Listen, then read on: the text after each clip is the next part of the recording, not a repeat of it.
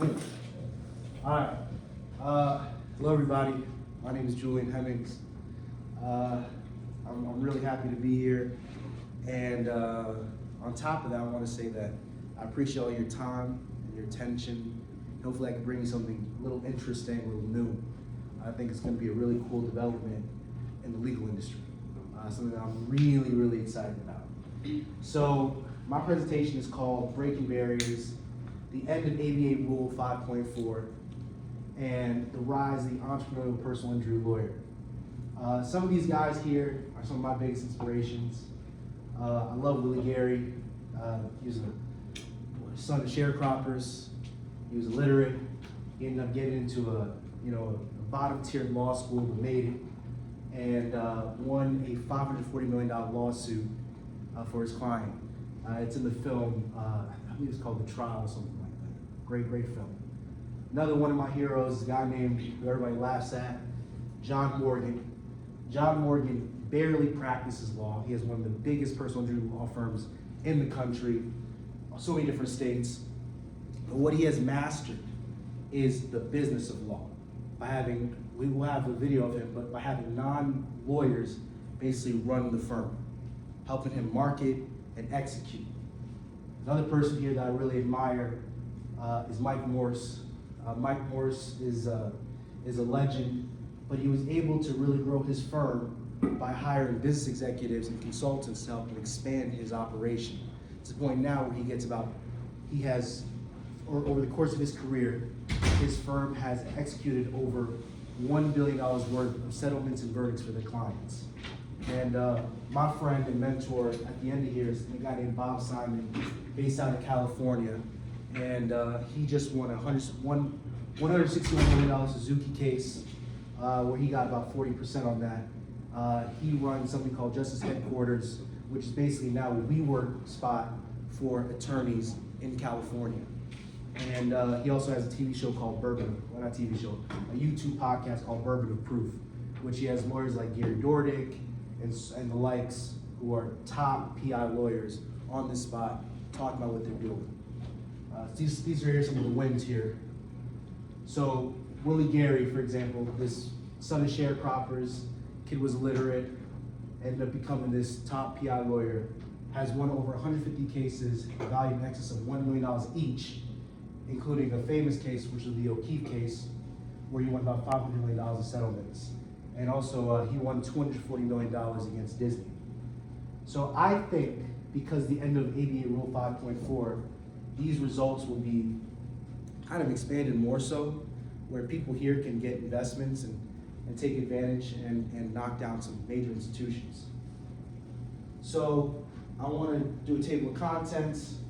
I'm going to do an introduction to the speaker so you guys can know, why the hell would I be interested in this? Why would I know this? Why would I see this? 26, right? What is Rule 5.4? What are the pros and cons of Rule 5.4? 2020 changes everything, as Arizona goes. The decision rationale, and do lawyers still have professional responsibility with the end of Rule 5.4? Grow or Die, AttorneyShare.com, Epic Human Help, and the People's Channel. Now, all this stuff doesn't seem like it makes any sense whatsoever, but I promise you by the end of this presentation, it will. So, my name is Julian Hemmings, as you guys know. I've had a very weird path in the law. I'm first generation everything, right? So I had to kind of chart my own course in all the ways that I can. I worked at a large law firm before I came here, worked at the DA's office in Brooklyn, and I didn't feel happy in these positions. I felt kind of limited, restricted, uncomfortable. And so I had to figure out a way to change that. The places where I felt the happiest was when I was working for myself. And I had a mentor, his name was Dr. Sanjeev Kela, and he's a very wealthy business guy, and he took a chance on me, got me connected with a man named Damon Burrows, who was general counsel for Allergan, and asked me to start taking cases on for him. So over the course of my 2L summer, I basically, under the supervision of an attorney, I was basically running my own shop, getting Dr. K's legal issues, and trying to knock it out the park. I have a saying that I was so good at this, I was sauteing booty. I was killing it, right? So one of the cases where I found myself having one of my first victories was against Sunrun. So Dr. Kayla had a property out in Hawaii, right? And this solar company, Sunrun, told him that, you know what, we're gonna give you a really good opportunity here. We're gonna let you join the solar revolution, okay? What that means is your electric bill you're paying currently, man, that's out the wazoo. We're gonna give you something that allows you to get cheaper costs because you're in the beautiful land of Maui, okay? So he believes this stuff. He believes these corporations. And he starts getting these weird bills, man. Incredible amounts. And he's wondering, what the hell is happening? Turns out that he didn't read the fine print. The first contract given by Sunrun said that there would be a stable amount. But the second contract was backed by the Hawaiian government. And the Hawaiian government said that he would have to pay whatever the amount is, irrespective of the change, whether it goes high or low. He didn't sign the second agreement, but the Hawaiian government wanted him to sign it. And since he didn't sign it, he didn't deny it, they wanted to charge him out the wazoo. We were able to send a letter of demand changing this, and I found that that one practical act of sending a simple letter of demand from a regular law student was able to take this guy's price way down, get him out of the contract so he can kind of live a bit free. The second issue that came up was when one of his family members who had brain cancer had a Lucid motor vehicle, and she wanted to sell Lucid motor vehicle. Who here knows Lucid? Right? The funny thing about Lucid is that when you want to update the vehicle, guess what you have to do? You got to do it through an app, right? Yeah, you got to update the vehicle through an app. And so Lucid was having financial troubles. So what happens with Lucid is that if they don't want you to update the app, they can kind of shut down the app. And if you can't update the app and you can't fix it through the update, you can't sell the vehicle. And so she needed money for her treatment. So she couldn't sell her car. She didn't have any capital to take advantage of this. And she was basically screwed over for months. And a simple demand letter from a law student changed that situation where they allowed her to update the app and she sold her vehicle for 60 grand and that was money for her treatment. I want to go back to Sunrun example. There were black families in Texas who Sunrun played the same gig on, right? Older black families. And we found this out, sent this over to Sunrun, and said, if you do not change this policy for Dr. Sanjeev Kayla, we're gonna take this on the road. And that's when that threat made them move a little faster. Another issue that happened was with American Express. Now with American Express, my mentor at the time, his brother stole about $50,000 from him using his identity. And this impacted his credit, which prevented him from being able to take advantage of business opportunities by getting loans, because his brother stole all that money and put him with the bill. And we were able to find the CEO of American Express's email, send him out the letter, get this credit issue resolved. We're in the process of getting that done. From this point, I started falling in love with this entrepreneurial approach, connecting with other business guys. He started bringing me around these other dudes. One of these companies was a company called Epica Human Health, right here. This is something that's more advanced, this tech right here, something that's more advanced than a regular CT scanner or an MRI, where you can get higher resolution results. And what this does, because I had a business background mixed in with the law, I saw it as being an excellent opportunity for personal injury lawyers. Because you can take an image of a person's body and within 1 minute, you get a fully accurate rendering of what's going on in that person's body. So accurate, a doctor can put on a VR headset and climb into your lungs.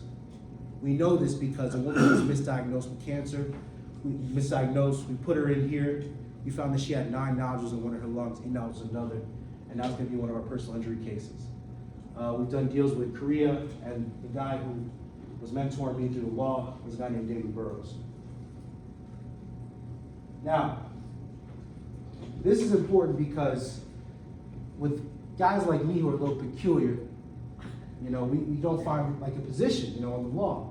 It's hard because we're entrepreneurial. So the issue with that is like, it's hard to compete because we got to figure out a way to get capital, to raise money, to find money to get a case, to take on some of these bigger corporations. And Rule 5.4 is what prevents us from doing that. I'm starting with B here because A kind of tells you who you can't partner with, like a nonprofit or something like that. That's how Al Sharpton and what's his name? What's that guy's name? Al Sharpton and I know his name. What's his name? What are you getting at? Ben Crump. That's how Al Sharpton and Ben Crump can take on the case together, where they can split fees, where Reverend Sharpton can get fees for the National Action Network, so he can fund what he's doing, and then get the case as a family attorney or family advisor to Ben Crump.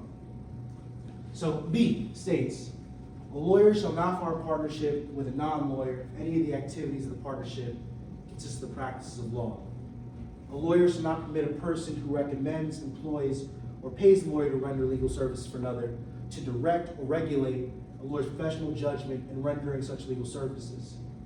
D, a lawyer shall not practice with or in the form of a professional corporation or association to practice law for profit if a non-lawyer owns any interest therein except a fiduciary representative of an estate.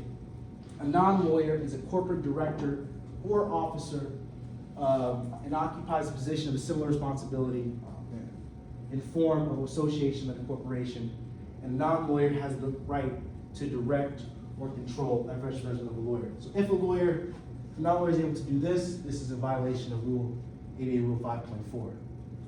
And so what are the pros and cons of this rule, right? I think it's pretty obvious. So one of the big pros here for Rule 5.4 is that it just prevents undue influence of professional judgment. That's fair.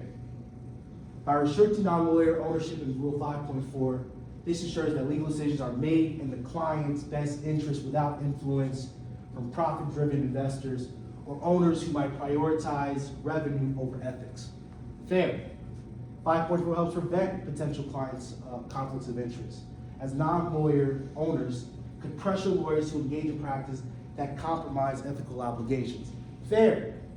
By keeping financial interests at bay, lawyers are less likely to feel pressure to advise in ways that serve non-lawyer stakeholders or financial backers. Fair. I'll skip that one. But the cons here, in my opinion, are so much more dangerous.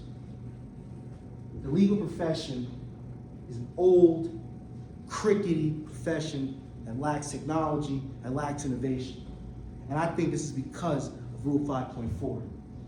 Limits innovation technological service. By excluding non-lawyer investors and owners, Rule 5.4 restricts firms from accessing external funding, which can help firms invest in new technologies, expand access services, and provide more efficient, affordable solutions. On a practical sense, what this means to me, and what I've seen it mean, is that law firms with young, ambitious people are afraid of challenging the system because they can't afford it. And you have older law firms that have the money and the capital to take on these institutions, are afraid of taking it on because they tend to become entrenched within the system. And it puts them in a bad situation. And another issue here, I put it for number 3, others so you can see, but is that it hinders collaboration. So for example, if you have a personal injury law firm and you're able to get connected with doctors, put them on staff, do a partnership with them, then you'll be able to do, for example, a medical malpractice case in a much simpler way, because you have to do it to the reasonable care standard of what a doctor would do in a given situation. If you have a doctor that's working for the company, that's working with the company as a partner, you can give them a call and look at this case, say, hey doc, is this what you would do in the situation? and that's a good relationship, and he's making money too, it's way better to get that information so we cut down the time when you're doing like an intake for a case. And another part is that what we were talking about before, which is that it restricts access to justice. So with the current restrictions, smaller firms, particularly those serving lower income clients, face challenges in competing with larger law firms. So what could happen too is like you have these older law firms. I gave a comment to John Morgan, but the critique of John Morgan's law firm, Morgan & Morgan, is that he's basically eating everything up, where he's basically becoming the Walmart of PI lawyers. And a lot of PI guys got to start to figure it out. They can't afford the TV marketing, so they got to go on TikTok and Instagram. But if they're able to capture these private equity guys and connect with them and raise up their capital, then it makes the market more free, more interesting, and the best can rise to the top. 2020 changes everything as Arizona goes. Arizona was one of the first to do this in the US. Arizona eliminated Rule 5.4 in 2020, becoming the first US state to allow alternative business structures without restriction on non-lawyer ownerships or profit sharing.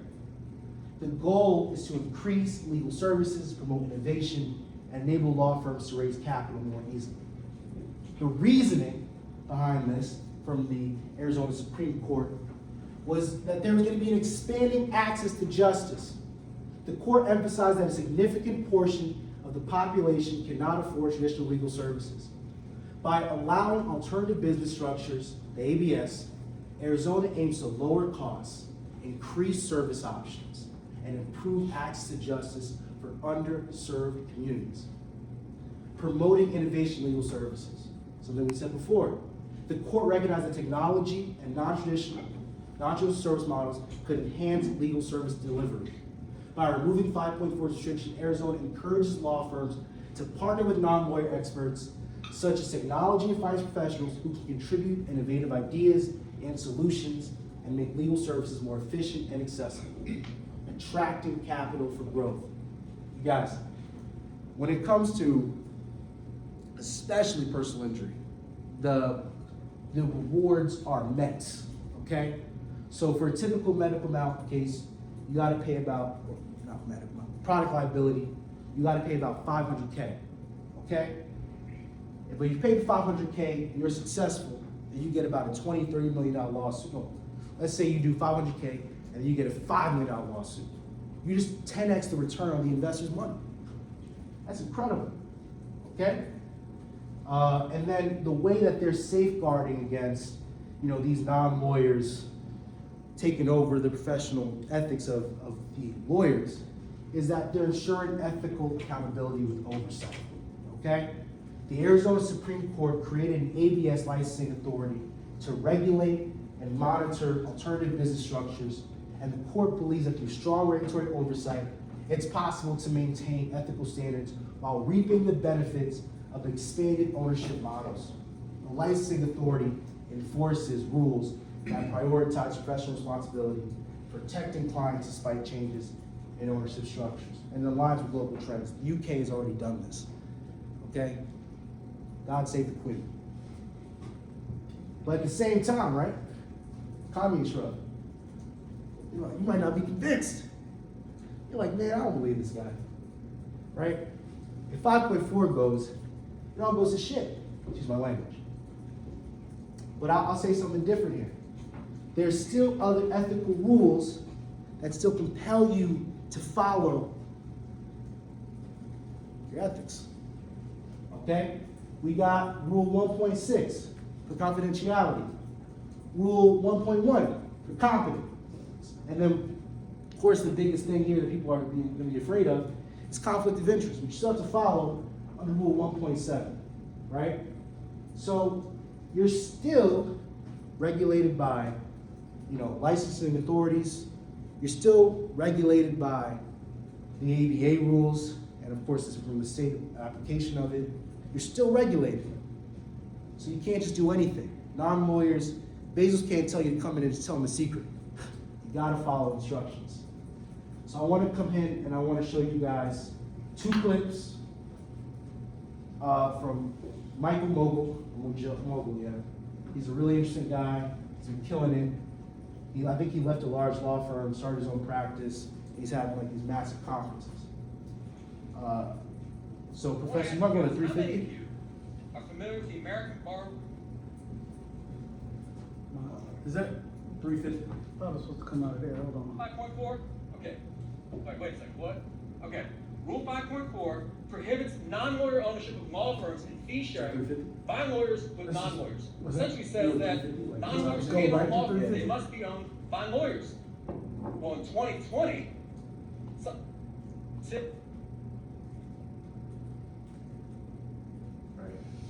did you know that the legal industry, $370 billion industry, but as of this year, there is not a single firm in the world that generates even 1% of gross legal fees paid annually. Not a single one. Talk about a fragmented industry. I mean, even Kirkland and Ellis, probably one of the oldest firms, started in 1909. Check this out, this firm generates $4.83 billion a year, over 3,000 attorneys, 18 offices, and they don't even get 1% of gross legal fees paid annually. And when it comes to fragmented industries, it's not unusual for private equity to swoop in and say, hey, we gotta consolidate, we gotta bring this together, because all the revenue's all spread out. And if you're familiar with the dental industry, this is what happened with DSOs, dental service organizations. You used to have these mom and pop dental practices, and then in the 1990s, private equity swoops in with the DSOs, and before you know it, it's Aspen Dental. And you know who's the employee of Aspen Dental? The dentist who owned the mom and pop shop. In fact, check this out, 9 out of 10 DSOs are now owned by private equity, and by 2030, 50% of all dental practices will be owned by DSOs. This one, Aspen Dental, check it out, 46 states, almost 1,000 locations, and 13,000 staff. Now, some of you might be shaking your head, not even buying this non-lawyer firm ownership stuff. You're saying, hey, it's a ways off, it ain't gonna happen, like, it's gonna be, you know, the accounting firms, they're not interested in us, all that stuff. Sure, okay, let's say you don't buy any of it. Well, here's another thing to think about. You timed that perfectly, right? The alarm bells are ringing. Thank you. Okay? So, check this out. I don't know if you guys know this. I'm gonna hit you with some interesting facts. So did you know that 67% of all law firms in America are owned by baby boomers? And over 25% of all lawyers practicing today are over 65 years old. And finally, there's almost been a 12% decrease in law school applications over the past year. Where are they going? Maybe they're becoming influencers. But today, the youngest baby boomer is 57 years old. The youngest. So what's going to happen in the next 10 years? Well, one of two things. Okay? Voluntary retirement. Okay? Well, you built by that point, you built a sustainable law firm that can continue without you at the helm, or involuntary retirement. And what's your legacy going to look like? Well, dig 2 graves. So, there's really only 2 options. Bro, or die. Pause right there, Professor. Now, the legal industry is a competitive place. And Like, you go to Morgan. This guy is something that may not be obvious that you share with me is that even with 1,000 lawyers, you mentioned that today you have primarily non-lawyers. This is why this guy's growing. Running the firm. What was the thought behind that? I guess what led to that decision? I had a dinner one time with a firm, Simmons. They do asbestos work, and we had a dinner. They came to Orlando to meet me, but they had a whole team from the Simmons law firm, but very few of them were lawyers. They were people who ran the firm, and I was intrigued by that. I spent more time talking about their structure than about mesothelioma. And I said, you know what? All these law firms believe that we have to have a lawyer as the manager or the co-manager. And why is that?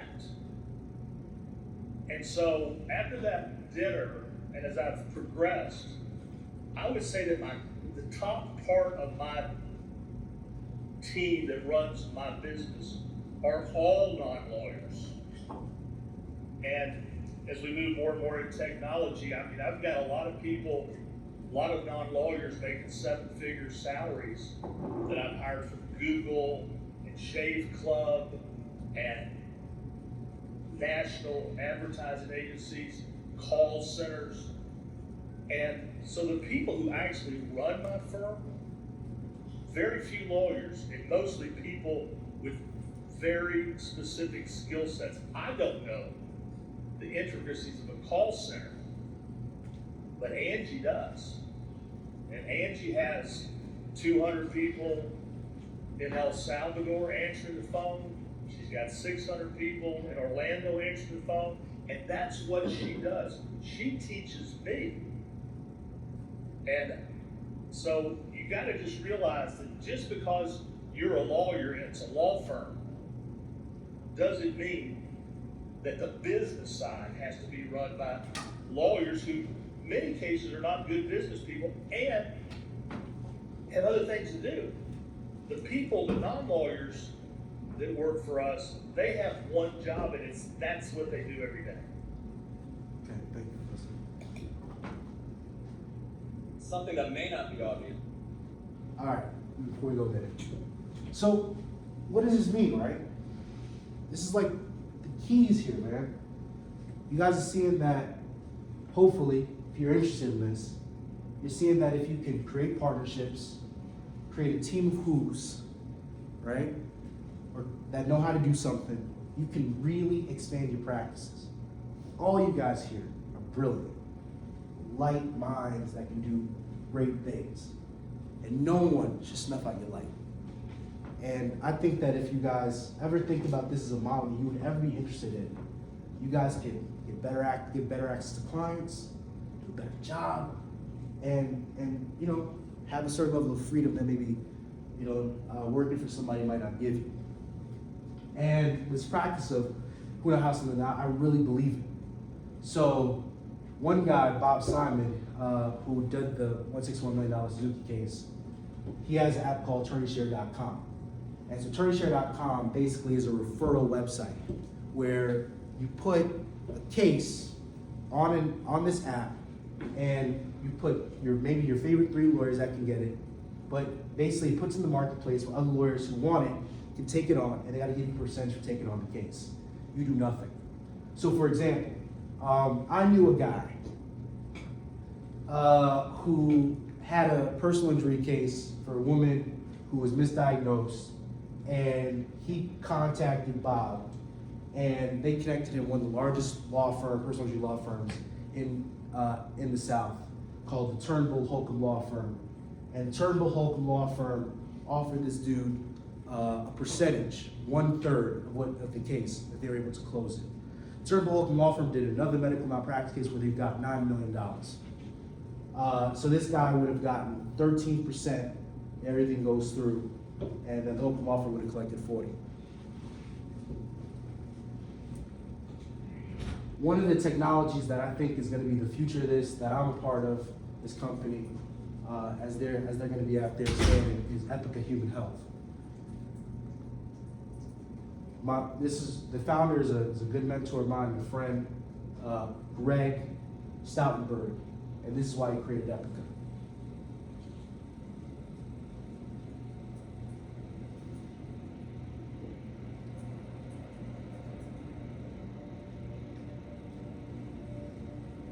I had a passion to be able to democratize healthcare and allow better care for all people.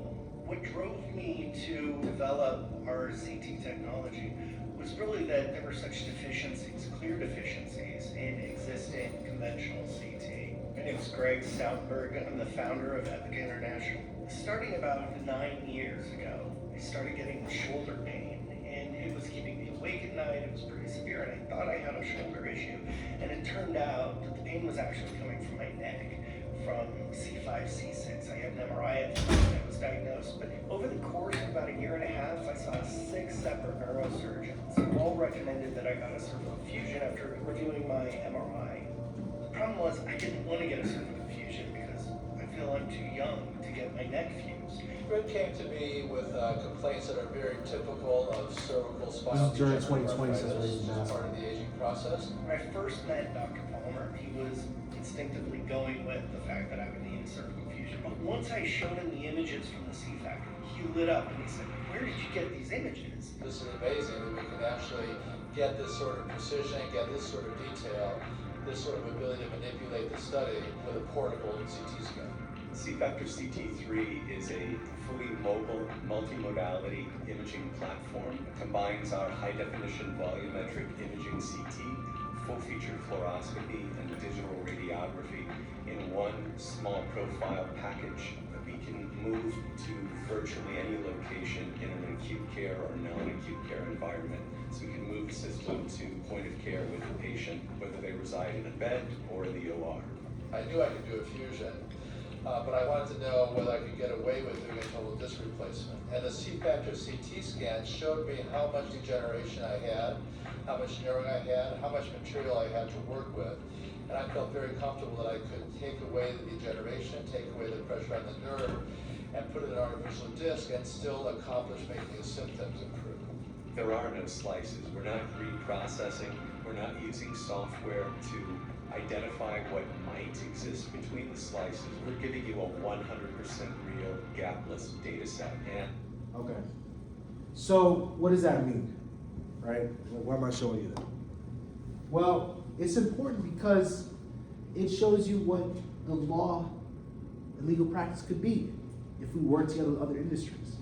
If we keep connecting with people and keep on advancing, that's good for all of us. When we connect with doctors, financiers, to be able to give our clients a whole host of positive services. And for me personally, that's why I'm going to implement this strategy. Of course, 5.4 has not been eliminated in Georgia or modified in Georgia yet. And so that's my office building right here, 432 Calhoun. And these are some of my partners here. My mentor, Dr. Kayla, 30-year surgeon, my friend and someone I did organize with back in Harlem, Reverend Kevin McCall, and Brett Turnbull, who does really great cases. And of course, using the Ethicus tech to be able to get our clients faster results. Once Rule 5.4 is eliminated, I think there are going to be other people who do the same type of law, the same type of practice, and will get results at a faster rate. And we can end the hold that maybe large law firms or these big jobs have on us, and we can be more innovative, take more risk, and use our degrees to really better society. I wanted to actually have an example here of one way I think tech will change things, and I think AI will change the intake process. Professor, you press AI real quick? Press. Yeah. Actually, I wonder if you have to get an account. No, I got it actually. I got it on my computer. So I would have to, okay, Yeah, because like I think you gotta sign into it. got it. I mean, or you can just come type it in right here. All right, cool. No, I'll do it. Is it gonna get up, but how's it gonna project? No, it's not gonna. I don't need. Oh, to you don't project. need to project? Okay. I don't need it to project. One of the ways that we're seeing AI get involved with law firms for cheaper is the use of artificial intelligence, right? To the point where you can, if there's enough information about you on the internet, which there's about me, right? You have the ability to basically replicate yourself and someone can talk to you. Hey Julian, how are you? Hey, I'm doing good. How about you, brother? I'm doing well, man. I'm wondering if you can give me some pros about the ends of the ABA Rule 5.4 on law firms. Sure, I can give you some pros about the ends. Greater flexibility and creativity in forming partnerships and alliances between law firms. increased competition in the legal market, which could lead to better services and lower prices for clients, improved efficiency and productivity within law firms due to the ability to share resources and expertise more easily, expansion and growth potential for law firms as they're able to expand their reach and capabilities through strategic alliances, more opportunities for young and mid-level lawyers to form their own firms and practice with greater resources and support. Julian, thank you, man. I said this during my presentation. I wonder if you can give, I'm in a class right now, if you can give someone in the class some good words of encouragement before we go. Sure, I'd be happy to offer some words of encouragement. Go for it. No, you go for it, Julian. Say something nice. All right, here goes. Hey everyone, I hope you're all doing well and putting in the effort to excel in this class. Just remember, learning is a journey, not a destination. It's okay to struggle and make mistakes along the way. The important thing is to keep pushing forward and never give up. You each have something unique to contribute to the class and the world at large. Trust in your abilities and let your passion guide you. You got this. Thanks, Julian. You're a real positive guy. All right, that's my presentation. Thank you. Are there any questions? Go ahead.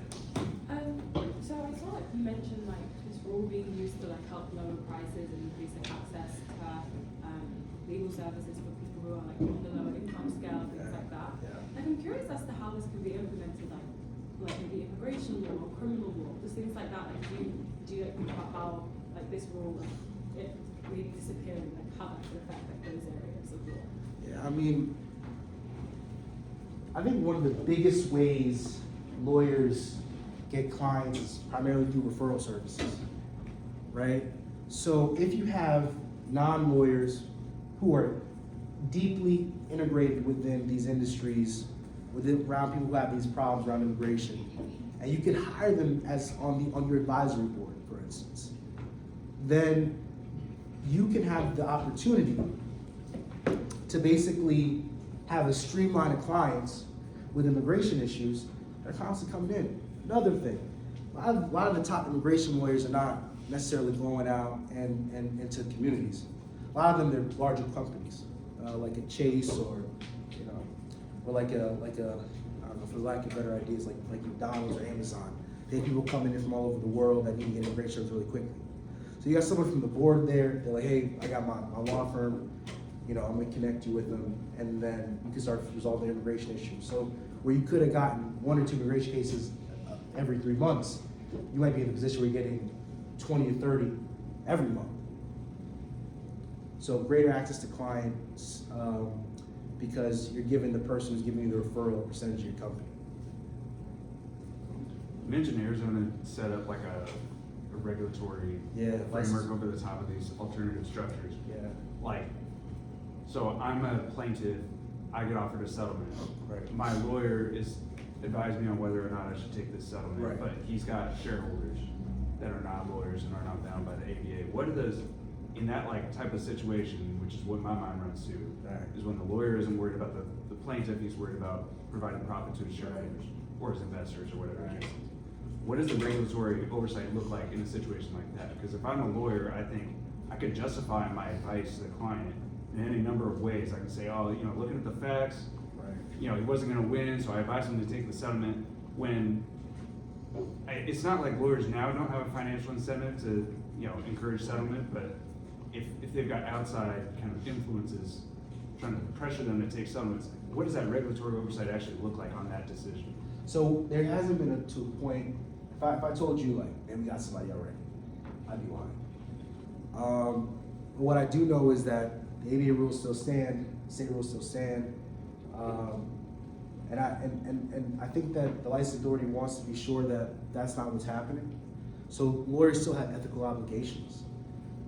So far, which is a good thing, I haven't seen a lot of attorneys violate people like that. I've seen attorneys violate people without 5.1 million. Yeah. But yeah, I mean, I guess the same channels still stand, right? It's just not 5.4. So the ethical obligations are still in existence. It's just one rule that doesn't allow investments is taken out. So I guess the same body still exists. They have a license authority, they wanna make sure that this thing is moving very smoothly. They don't want to erode public trust, right? Yeah. So but what's been good so far is that I looked for it. I haven't found anything so far where I've seen a lawyer really violate anything. So I haven't seen anything punished yet. Yeah. It's been 4 years, so Yeah. I'm keep an eye open. I'm wondering, yeah. No, go ahead. Well, like why, could be because it's really hard to prove. Yeah, it's very. It's really hard to prove what Yeah. a lawyer's thinking was or reasoning was for recommending that I take this settlement. If some percentage of that is not my betterment, but because he needs, bridge funding from this Right. PE firm and he needs to Right. show a return, like, if that's even 1% of his decision-making calculus, that's 1 more percent than I want as the plaintiff. Right, and 100%. That's a good point. So, how I would navigate that is to acknowledge that what you're saying is very true, and that fear is very relevant. And I would just give a retort by saying that the other rules of competence, confidentiality, serving your client's best interests still stand. And if they do find that that was within your mens rea, like, done, right? You're in trouble.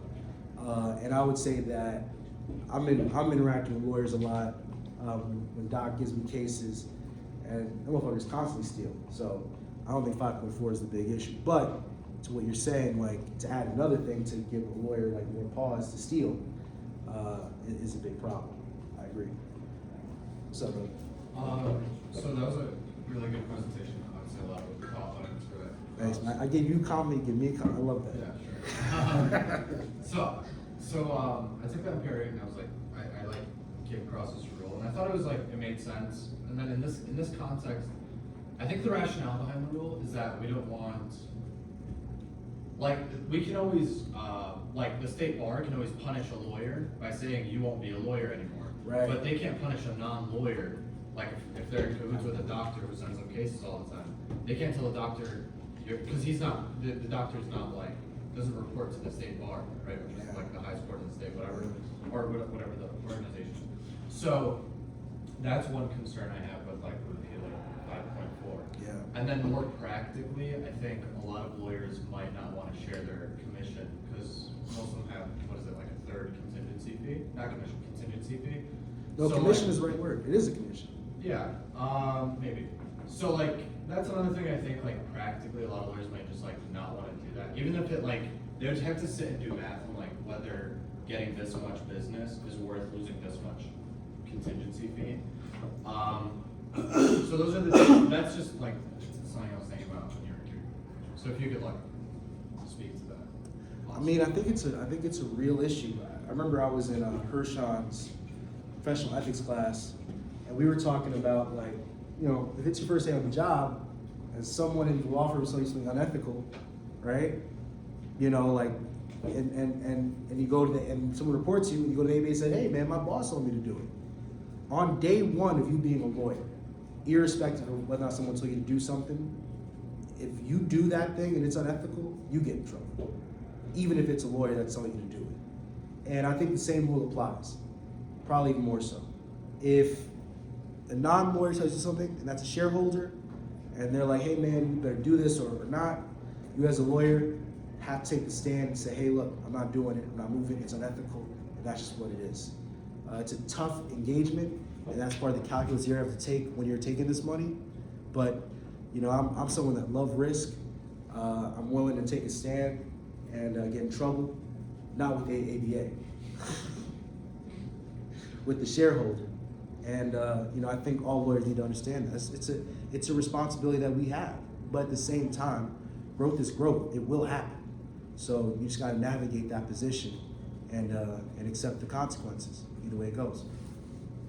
So I guess personal injury lawyers they're already seen as sort of what they call them ambulance chasers, right? Because they love to make money.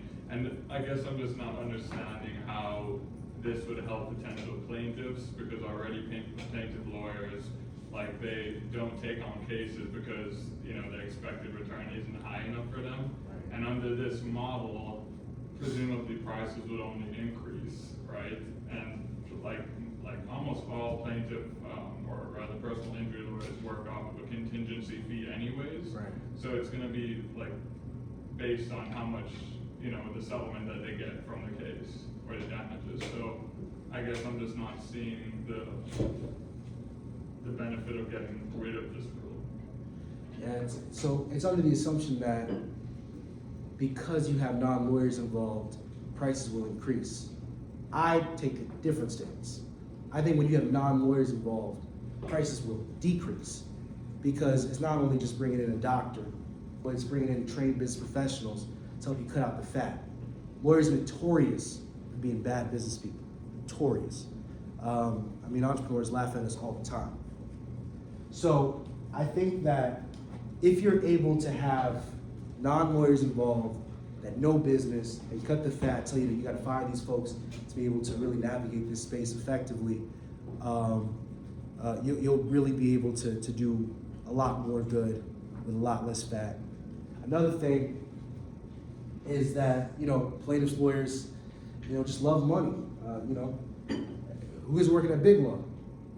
Y'all love money too. I was about to say, I'm talking like, So, man, you know, we everybody else in there for the noble. I'm gonna let y'all finish. I got a lot of perspective on this, but I don't want to disturb. I love the American dream too. thought but- process. Yeah, I love the American dream too, but I don't think that's the only reason why I'm BP. But look,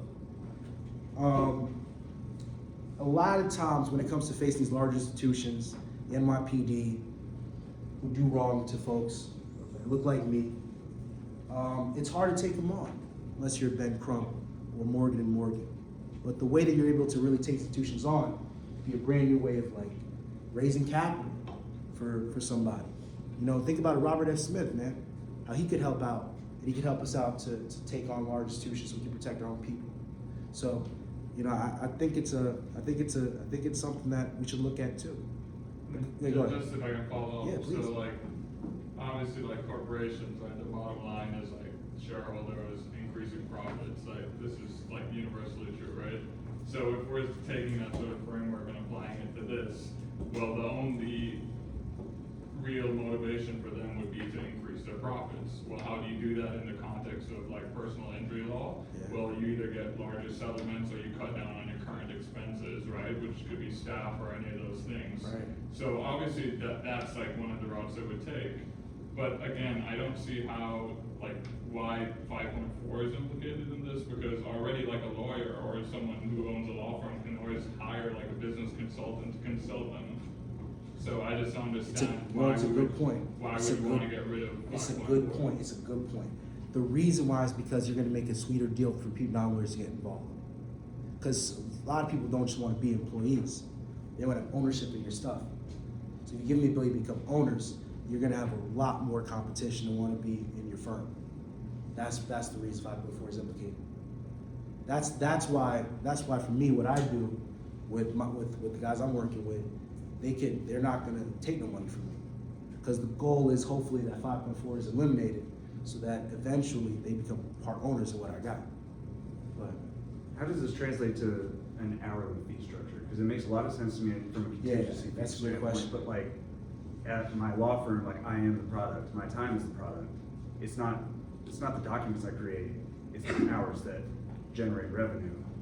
So that seems to me like it wouldn't, there's no incentive for me to work more efficiently. These are my problems with the hourly fee anyway, but like, there's, if the corporation or the PE firm that has invested in my firm, they want return on their investment, that return comes in the form of me working more hours, not turning fat, creating fat, because that fat is return on investment. yeah, this is dangerous, right? So what kind of law are you doing? Transactional lawyer? Yeah. You're not going to exist in a couple of years. Yeah, but like, How does a PE firm owning my law firm or having equity in my law firm, how does that incentivize me to work more efficiently for the client? That's what I'm saying. You're not going to exist in a couple of years. Yeah, so who's gonna It's do that work? AI. Sure. Sure. Okay. Yeah, you're not going to exist. Not disrespect. I'm saying, No, okay, so no, you know you do an what I'm saying? IPO and it's a $400 million IPO, and when disgruntled shareholders sue and the offering says, oh, I use AI for my law firm. Yeah. Like, that's not gonna go well in court. Yeah, no, so, I'm gonna be honest with you, right? If somebody says something like that, just know whatever comes next. No, I'm gonna be honest with you. I'm gonna be honest with you. I'm not big into but. No. There's like no disrespect. No disrespect. No. Here comes a lot of disrespect. No. So, a lot of these large law firms, when they take us on as their first years, they bleed you dry, right? They don't really care like that. So they might have, and these are partners who kind of look at you this way, kind of like a cog in the system. So I think they might have someone doing some little oversight, but the way that I'm seeing tech being in place in the legal industry, I really think that I really think that the hourly structure is probably not going to work in the future. I think that a lot of lawyers are going to be devastated, laid off, knocked out, and that's just the way it's going to be, grow or die. It's America.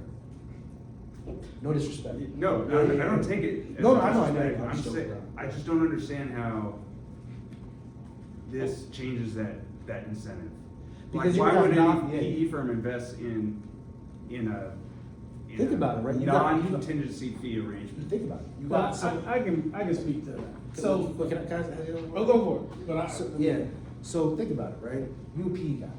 You see it at Kirkland Mills with some of the biggest and best clients. Yeah. You get all those relationships. You get some great mental talent. You know what I'm saying? You just gotta cut some guys out. You do it for cheaper. And killing it, really.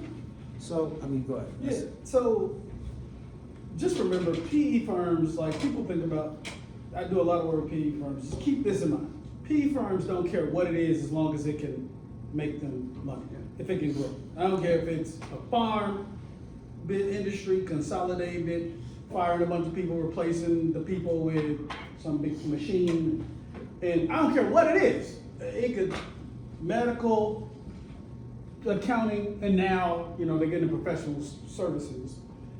This is part of a trend that is just the case because big money has a bigger voice across legislation, and so things that were barriers to letting, and PE firms pay a ton of money to lawyers and accounting firms and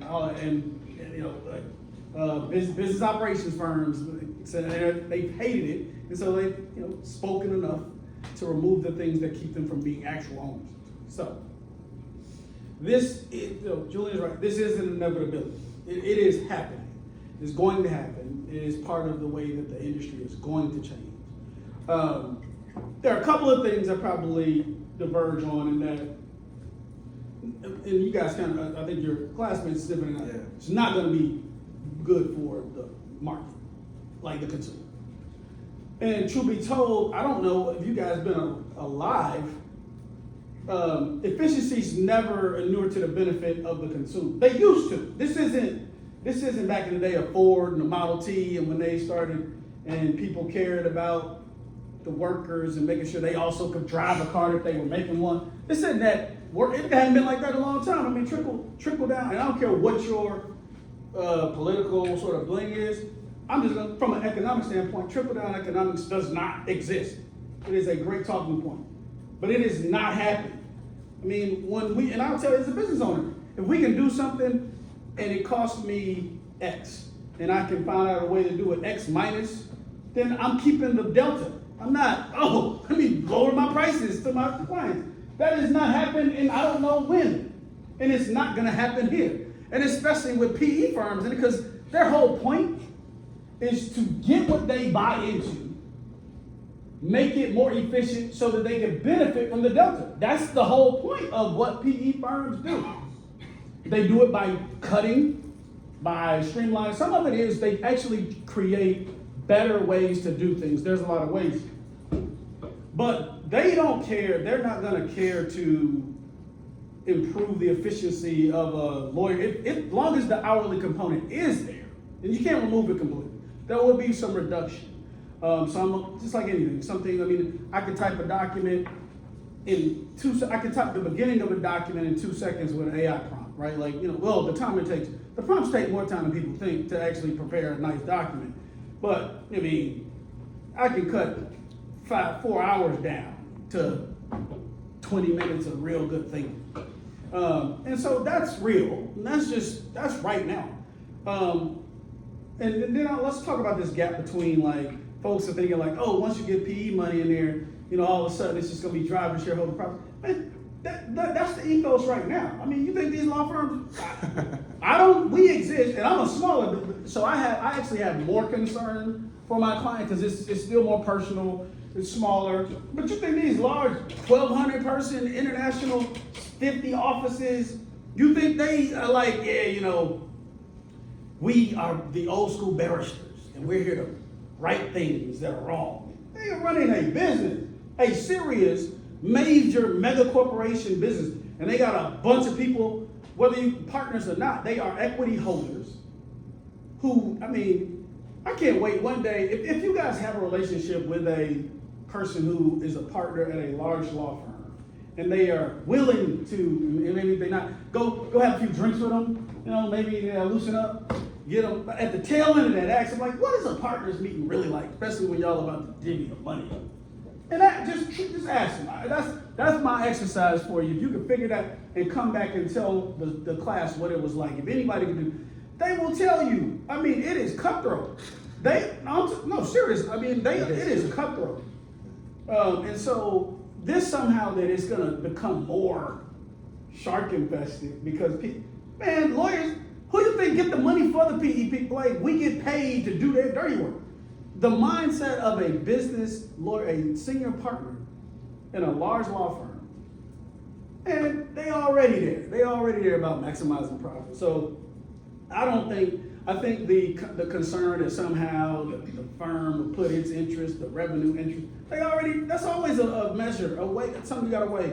But then the flip side, I'll say this, there is one way to sort of make it all line up. You tell a PE shareholder or, you know, a director who's saying, hey, you guys need to be making choices that maximize our profits. You say, look, if we keep making decisions that are not in the best interest of our clients, that damages our reputation, thus in the long term. So you can actually sell, look, we didn't take every dollar off that we could have taken off of this settlement or this recommendation or this course of action because for business quality, for business reputation, for repeat clientele, we want to make sure that we are sustainable and we continue to bring in clients again. So that's how you say, look, we don't have to take every single dollar off, and you can satisfy your obligation to maximize shareholder profits without taking every dollar in every moment. That's companies do that. Non-law firms do that too, right? Like they do things, they can charge more for this, but they want more people to get it. They want people to have a better experience, that's stickier and things like that. So they make it more affordable, they make it where you get it this way or that way, and it comes easier, it comes with an extra piece or something like that. So the strange thing to me is that people somehow think that law firms are different from other businesses. And they are not.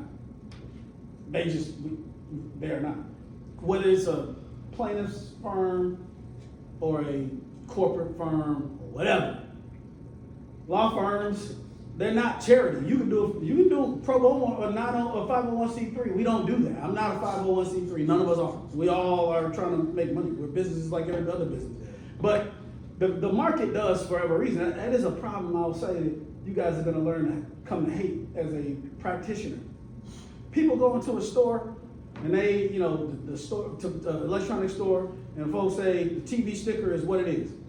You know you're not gonna leave the store without pricing that sticker. They don't even ask, they just pay it. Doctors, they send a medical bill, side of the room, people don't even know why, and they pay it. Lawyers, people got questions. It's weird. It's like for some, oh man, I just talked to you. It's like, well, you came to me because you needed me. The law field, the legal field, one place where it needs outside sort of expertise is to figure out how to position itself so that it is not some possible gift to the market. Like the market's thinking, well, you can talk to me. People, can I bend your ear for a minute?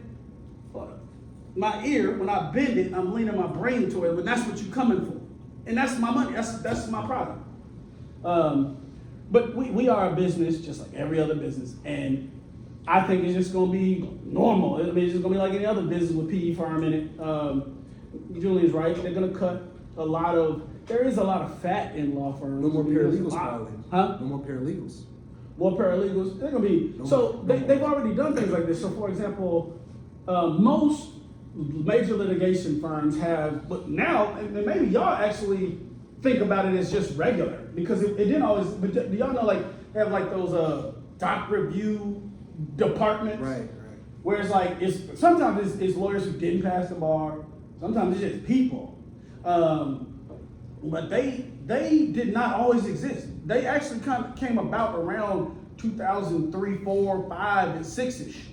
And, you know, a firm would have this small group, but then they started being large. Like, in fact, I remember in the Atlanta market, one law firm in particular sort of created one.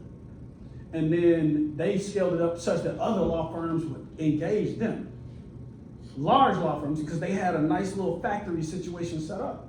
And then those firms that were engaging them, they were like, well, we need our own, because we're paying them too much money, and we just do it internally. And that is a version of this, right? There's a lot of low-hanging fruit that happens in law firms that you don't have to be a bar attorney to do. That stuff that we've been getting away with charging, you know, hundreds of dollars an hour, that's about to go. We'll still charge a nice premium, but that's about to go from lawyers, and the number of employees will reduce. I'm sorry I keep hammering on this, but like, the number of employees is the revenue.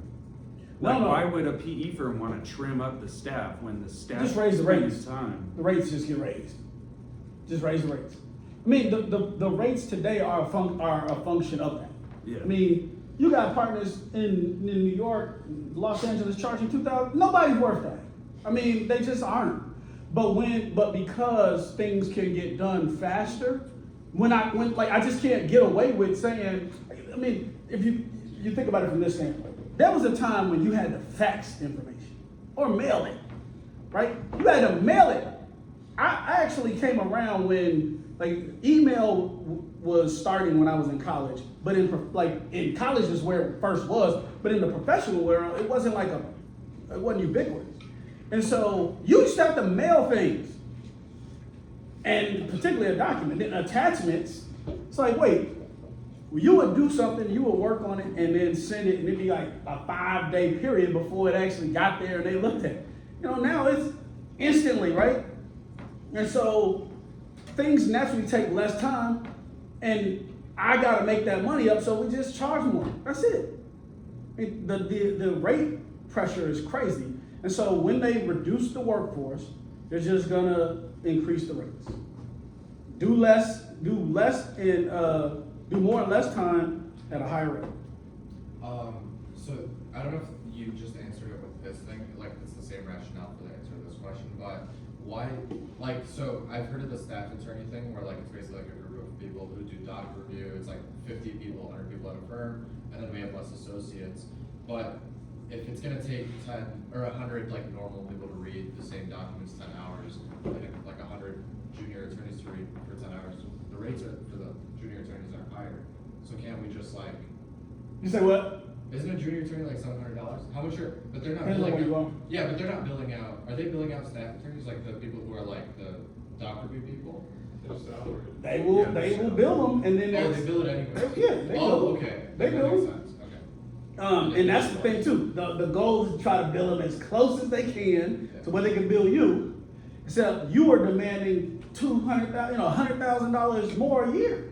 So guys, a question. Will the increase in rate, can you argue I'm increasing this rate because we're having these new experts in here and that's what's causing us to, can I say that? They're gonna argue whatever they gotta argue. I mean, it's just like anything. You create value, you justify value. But all right, we've been running for a while on this. This is actually a very good topic in that, yeah, it's gonna impact you guys.